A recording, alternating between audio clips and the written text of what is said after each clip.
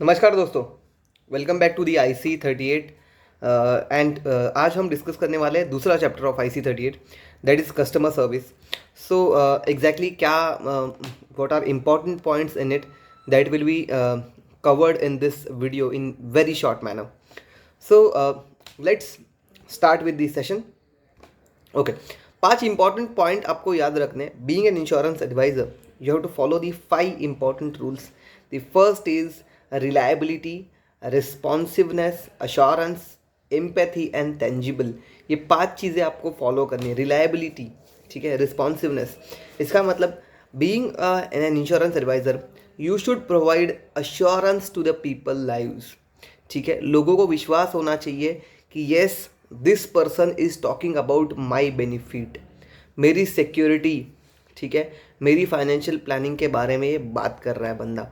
सो customer हमेशा should feel the assurance while talking to you. ठीक है, उसके अलावा 3 वैल्यूज़ होती है इंपॉर्टेंट कस्टमर की। हमेशा एक कस्टमर मुझे 3 इंपॉर्टेंट वैल्यूज़ प्रोवाइड करता है। एक होता है उसकी historic value, second is present value and third is potential value. इसका मतलब ये है, फॉर एग्जाम्पल एक क्लाइंट, आज मैं एक क्लाइंट से एक पॉलिसी उठा रहा हूँ, ठीक है, लेट से he is aged below 30 and वहाँ पे वो सिंगल अनमैरिड है। चांसेस है in future he can opt one more policy from me, एक और पॉलिसी मुझसे ले सकते हैं अपनी चिल्ड्रन के फ्यूचर के लिए। कुछ सालों बाद वापस आप उससे और एक पॉलिसी उठा सकते हैं फॉर हीज रिटायरमेंट। सो एक कस्टमर हमेशा 3 वैल्यूज़ प्रोवाइड करता है आपको। 3 वैल्यू होती है कस्टमर की। Customer life time values are historic value, present value and potential value. Now insurance industry में जब भी आप बिजनेस करना शुरू करते हैं, आपको पहले ही कंसिडर करना होगा कि मुझे ये बिजनेस कम से कम अगले 10 से 15 साल करना है। कम से कम मैं बोल रहा हूँ, तभी आप एक कस्टमर से जो पेंशन इनकम बिल्ड कर रहे हो उसका पर्पस सेटिस्फाई हो पाएगा। ठीक है, so one customer can give you business for multiple years. Let's say जितने साल आप बिजनेस करोगे उतने साल आपको एक कस्टमर वैल्यूज़ देने वाला है। ठीक है, अगर इंश्योरेंस एडवाइज़र का रोल के बारे में डिस्कस करूँ तो सबसे इंपॉर्टेंट होता है उसके रोल में to determine the sum assured, या फिर अमाउंट ऑफ कवरेज निकालना कि एक सामने वाला कस्टमर कितनी अमाउंट के लिए एलिजिबल है या फिर कितना सम अश्योर्ड रिक्वायर्ड है उसको। अगर उसका पर्टिकुलर गोल है, उस गोल के साथ उसको कितनी अमाउंट लगेगी कवरेज के लिए। ठीक है, so determine the sum assured. Second important is to fill the proposal form. Proposal form एक एप्लीकेशन होता है जो इंश्योर्ड, मतलब जो कस्टमर इंश्योरेंस कंपनी को देता है, उसे कहते हैं प्रपोजल फॉर्म। प्रपोजल फॉर्म के बारे में डिटेल्ड नॉलेज आगे के चैप्टर्स में दिया हुआ है। उसके आगे होता है delivery of first premium receipt. जैसे एज अ कस्टमर मैंने प्रीमियम पे किया तो I should get first premium receipt which is acknowledgement of the payment done. ठीक है, क्लेम सेटलमेंट में मुझे हेल्प करनी है। क्लेम सेटलमेंट में हेल्प करनी है मतलब अगर किसी व्यक्ति ने जिसने इंश्योरेंस लिया था उसकी डेथ होती है एंड मैं एज एन इंश्योरेंस एडवाइज़र उसको सर्विस दे रहा हूँ, then I should help him for the claim settlement. कुछ और सर्विसेज है जैसे लोन, पॉलिसी के ऊपर लोन होता है उसमें मदद करना। अगर पॉलिसी रिवाइव करनी है, किसी की पॉलिसी लैप्स हुई है तो उसमें मदद करना। ये एक अच्छी कस्टमर सर्विस का, ये एक अच्छे इंश्योरेंस एडवाइज़र की मैं बोल रहा हूँ लक्षण है। ठीक है, अगर एज एन इंश्योरेंस एडवाइज़र मैं किसी बंदे को अच्छी सर्विस देता हूँ, ठीक है, तो चांसेस है वहाँ पे वो मुझे 5 रेफरेंसेस दे।